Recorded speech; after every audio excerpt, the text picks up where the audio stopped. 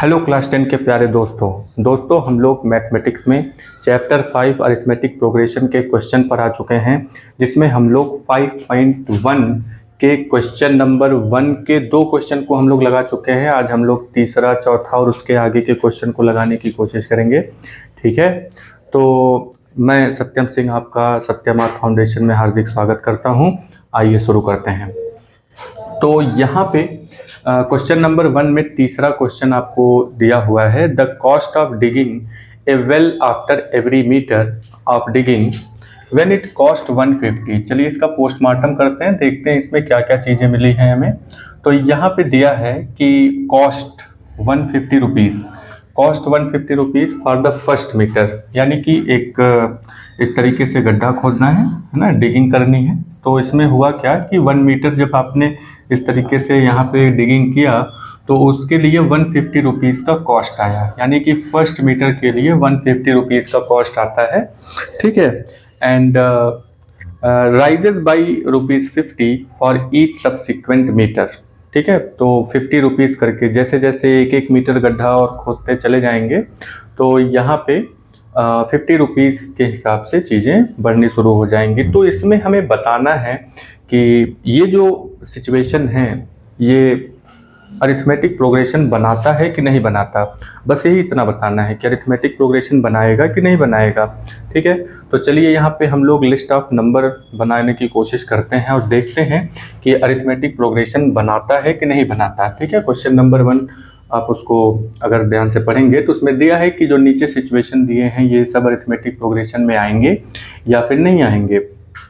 ठीक है, तो सबसे पहले यहाँ पे हम देखते हैं कि जो पहले मीटर का कॉस्ट है, ठीक है, यहाँ लिख लेते हैं सॉल्यूशन। तो कॉस्ट ऑफ फर्स्ट मीटर उसमें दिया है ना, कॉस्ट ऑफ, तो यहाँ पे cost of first metre is equal to कितना है यहाँ पे 150 रुपीज़।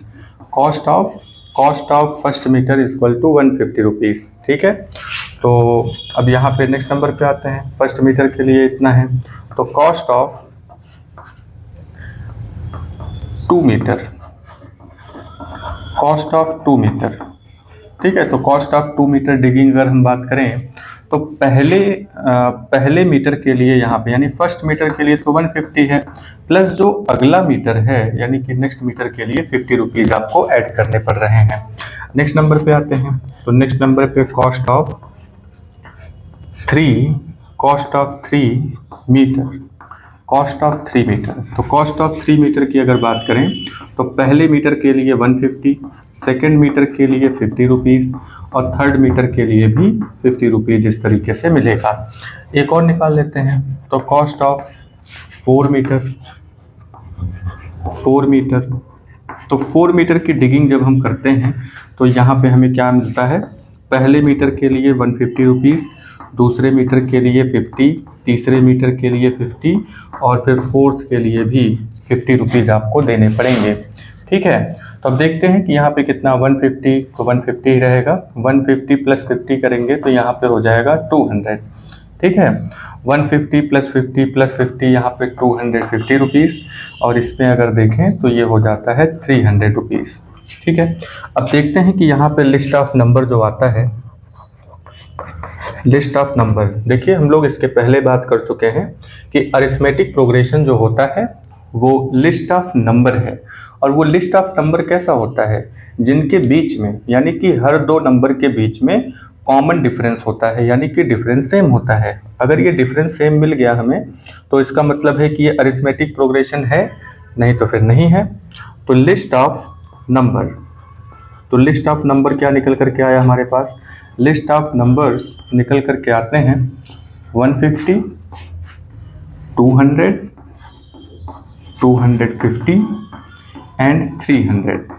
ठीक है, और इसी तरीके से आगे अगर हम बढ़ें तो ऐसे करते चले जाएंगे, जितने मीटर आप इस तरीके से गड्ढे खोदते चले जाएंगे उसी तरीके से यहाँ पे 50 रुपीज़ इंक्रीज होना शुरू हो जाएगा। तो ये है हमारा पहला टर्म A1, दूसरा है A2, तीसरा है A3 और ये है A4। ठीक है, अब हम यहाँ पे डिफरेंस निकालते हैं, तो डिफरेंस इक्वल टू क्या हो जाएगा, A2 माइनस A1 हो जाएगा। A2 यहाँ पे कितना है, A2 यहाँ पे 200 है, 200 माइनस 150 इज इक्वल टू कितना डिफरेंस आया, 50 रुपीज़ का। ठीक है, फिर से D निकालते हैं तो A3 नेक्स्ट नंबर पे A3 और A2, तो A3 माइनस A2 निकाल देते हैं, तो A3 माइनस A2 निकालेंगे तो 250, A3 की वैल्यू कितनी है 250 माइनस 200, तो यहाँ पे कितना आ जाएगा 50। नेक्स्ट और निकाल लेते हैं तो D equal to A4 minus A3 is equal to 300 minus 250 is equal to 50 rupees. ठीक है, तो ये कुछ इस तरीके से निकल करके आया। तो अब यहाँ पे अगर हम बात करें तो लास्ट में हम लिखेंगे कि रिजल्ट क्या निकल करके आता है। रिजल्ट निकल करके आता है कि thus we find common difference. तो हमें क्या मिल सकता है यहाँ पे, हमें मिलता है common difference. thus we find common difference between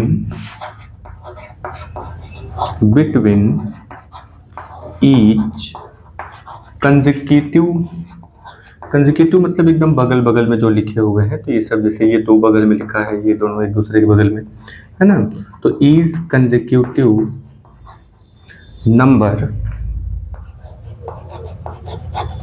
number so this is an AP।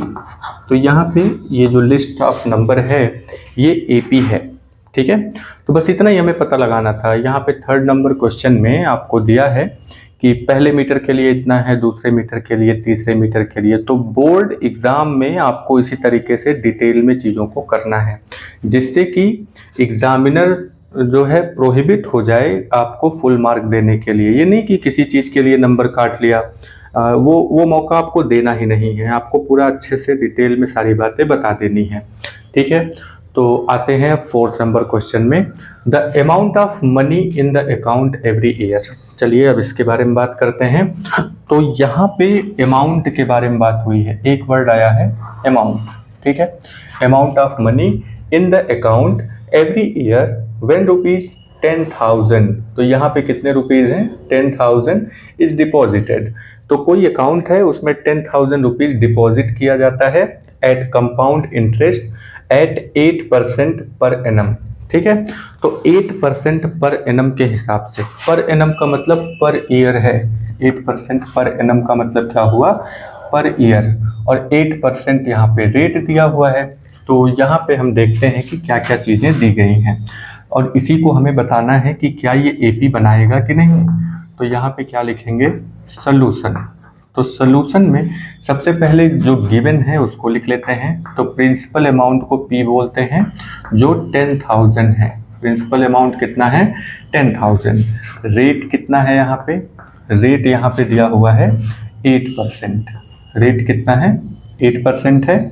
और टाइम कितना दिया है यहाँ पे, टाइम दिया है यहाँ पे 8% पर एनम के हिसाब से ये इंक्रीज हो रहा है। ठीक है, अब ये इंक्रीज होता चला जाएगा इसी तरीके से, हर साल ये कंपाउंड होता चला जाएगा। ठीक है, तो यहाँ पे टाइम को हम रख लेते हैं, अब कोई फिक्स तो है नहीं यहाँ पे, तो इसको हम रख लेते हैं n। n का मतलब हुआ कि अब इसमें 1 2 3 4 हम करते चले जाएंगे, तो हमें जो कंपाउंड इंटरेस्ट ऐड करके जो अमाउंट मिलेगा वो पर ईयर का निकलना शुरू हो जाएगा। तो उससे क्या होगा कि एक लिस्ट ऑफ नंबर आएगी और वो लिस्ट ऑफ नंबर AP है कि नहीं, इसके बारे में हम लोग बात करेंगे।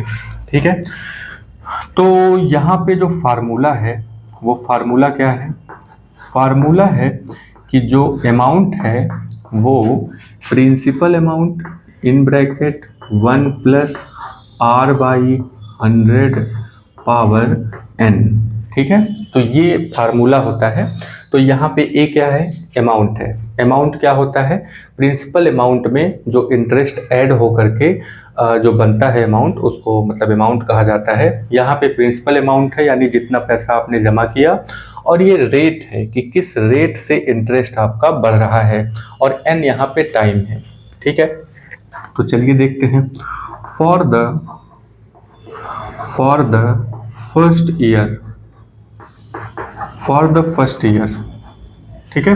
तो पहले साल के लिए जो अमाउंट है, पहले साल के लिए जो अमाउंट है, अमाउंट, तो for the first year amount कितना हो जाएगा, तो प्रिंसिपल कितना है 10,000, प्रिंसिपल कितना हो गया 10,000 in bracket 1 plus r by r, यहाँ पे कितना दिया है 8 बाई 100, ठीक है, ये इतना हो गया। और पावर यहाँ पे क्योंकि फर्स्ट ईयर के लिए है, पहले साल के लिए है, तो यहाँ पे 1 रखेंगे। तो 1 रखने का कोई मतलब वैसे हुआ नहीं, ठीक है, लेकिन लिख देते हैं क्या जा रहा है उसमें, ठीक है। तो चलिए अब यहाँ पे आगे बढ़ते हैं और इसमें देखते हैं कि और क्या होता है। एक तो ये हो गया।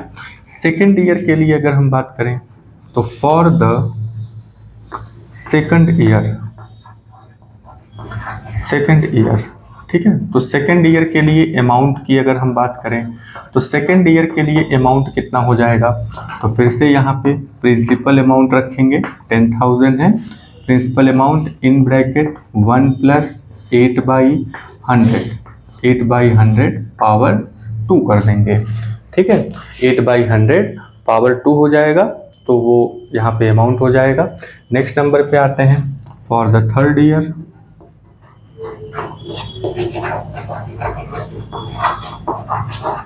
For the third year amount, तो थर्ड ईयर के लिए अमाउंट अगर हम रखेंगे तो यहाँ पे तीसरे साल के लिए है, तो फिर से यहाँ पे 10,000 रखेंगे, ठीक है। और यहाँ पे 1 प्लस 8 बाई 100 पावर 3, ठीक है। तो यहाँ पे अगर आप ध्यान से देखिए तो एक सीक्वेंस जो ये बनेगा फोर्थ ईयर के लिए भी इसी तरीके से होगा। फोर्थ ईयर के लिए भी देख लेते हैं, for the fourth year, for the fourth year amount, fourth year के लिए अमाउंट कितना हो जाएगा, अब ये 10,000 in bracket 1 plus 8 by 100 power 4, ठीक है। तो ये चीज़ें होती हैं। अब यहाँ पे क्या है ना कि ये कंपाउंड इंटरेस्ट है। कंपाउंड इंटरेस्ट में क्या होता है, कंपाउंड इंटरेस्ट में क्या होता है कि जैसे आज की डेट में हमने कोई अमाउंट, जैसे कोई प्रिंसिपल अमाउंट हमने बैंक में डिपॉजिट किया, तो नेक्स्ट ईयर क्या है कि उस पर जो पैसा मिलेगा वो ऐड होकर के वो फिर से प्रिंसिपल अमाउंट बन जाता है, फिर उसका भी 8% आपको निकालना है, उसका भी 8% निकालना है। इस तरीके से करते हुए जब हम आगे की तरफ जाएंगे तो फर्स्ट ईयर के लिए तो 10,000 का 8% निकलेगा, लेकिन सेकेंड ईयर के लिए 10,000 का 8% ना निकल करके जो अमाउंट बना रहेगा वो प्रिंसिपल अमाउंट हो जाता है, ठीक है। जो अमाउंट बना रहेगा वो प्रिंसिपल अमाउंट हो जाएगा, और प्रिंसिपल अमाउंट का फिर 8%। अब जैसे मान लीजिए कि यहाँ पे अगर ये 10% होता है तो 10,000, ठीक है, तो 10,000 हो जाता, तो 10,000 का यहाँ पे जैसे 10% अगर निकाला जाता तो जो भी आता उसको ऐड कर देते 10,000 में, और वो हो जाता प्रिंसिपल अमाउंट अगले साल के लिए। यही कंपाउंड इंटरेस्ट होता है, इसीलिए ये बहुत ज़्यादा बढ़ जाता है, ठीक है। तो यहाँ पे हुआ क्या कि इनके बीच में एक जो डिफरेंस है वो कॉमन डिफरेंस नहीं होगा, क्योंकि यहाँ पे प्रिंसिपल अमाउंट हर साल के लिए चेंज हो जाता है और उसका 8% कुछ न कुछ बढ़ा करके आएगा, तो डिफरेंस यहाँ पे सेम नहीं होगा, ठीक है। तो लिस्ट ऑफ नंबर क्या बनेगा यहाँ पे, लिस्ट ऑफ नंबर यहाँ पे बनता है, क्या चीज़ें यहाँ पे बन रही हैं, 10,000 1 plus 8 by 100 comma 10,000 1 plus 8 by 100 power 2 comma 10,000 in bracket 1 plus 8 by 100 power 3। अच्छा, एक चीज़ और भी हमें यहाँ पे ध्यान रखना है कि जो एपी में अगर इस तरीके का पावर वाला कुछ आ रहा है ना कि 2 3 4 5 ऐसे करके पावर वाली चीज़ें अगर आ रही हैं तो वो एपी नहीं बनाती हैं, ठीक है, क्योंकि डिफरेंस सेम नहीं आता। ये बात समझ में आई। तो यहाँ पे क्या हो जाएगा कि there is no common difference, there is no common difference.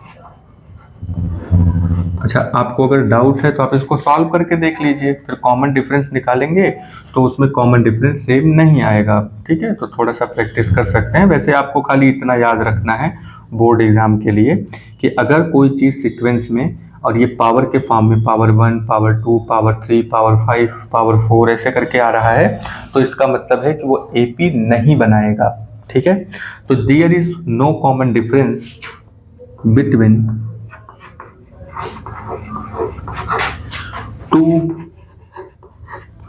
consecutive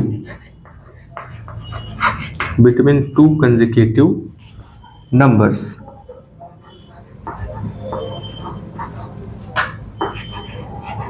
That's why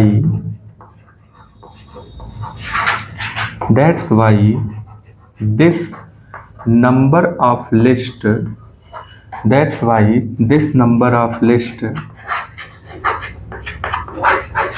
is not an AP, इसीलिए ये AP नहीं है। ठीक है, तो यहाँ पे जो नंबर ऑफ लिस्ट आया हुआ है ये AP नहीं है। क्यों AP नहीं है? क्योंकि यहाँ पे कंपाउंड इंटरेस्ट जो है वो धीरे धीरे उसके बीच में जो डिफरेंस है वो सेम नहीं रहता है। यही अगर SI होता, सिंपल इंटरेस्ट होता, तो सिंपल इंटरेस्ट होता तो उसमें जो डिफरेंस आता वो सेम रहता है। ठीक है, तो सिंपल इंटरेस्ट में कोई दिक्कत नहीं है। जैसे सिंपल इंटरेस्ट में फर्स्ट ईयर के लिए 100 रुपीज़ ऐड होते तो सेकंड ईयर के लिए भी फिर 100 रुपीज़ ऐड होता, फिर 100 रुपीज़ ऐड होता। लेकिन यहाँ कंपाउंड इंटरेस्ट में हर साल प्रिंसिपल अमाउंट जो होता है, प्रिंसिपल अमाउंट में इंटरेस्ट ऐड होता है तो उसके बाद प्रिंसिपल अमाउंट कुछ बढ़ जाएगा और वो जो बढ़ा हुआ अमाउंट है नेक्स्ट ईयर के लिए फिर से प्रिंसिपल अमाउंट बन जाता है। ठीक है, यानी कि पहले साल के लिए जो प्रिंसिपल अमाउंट होता है दूसरे साल के लिए वो प्रिंसिपल अमाउंट नहीं रह जाता। ठीक है, तो इसीलिए जब परसेंटेज हम निकालते हैं, सेम परसेंटेज जब हम निकालते हैं तो जो पहला नंबर है उसका परसेंटेज जो होगा और दूसरा जो बढ़ा हुआ अमाउंट है उसका परसेंटेज जब निकालेंगे तो कुछ अलग आता है। यानी कि डिफरेंस अगर हम निकालेंगे दोनों के बीच में तो वो डिफरेंस कॉमन डिफरेंस नहीं आएगा। ठीक है, तो कंसेक्यूटिव नंबर के बीच में कॉमन डिफरेंस नहीं आता है जिसकी वजह से यहाँ पे ये AP नहीं बनाता है। ठीक है, चलिए नेक्स्ट क्वेश्चन पे चलते हैं।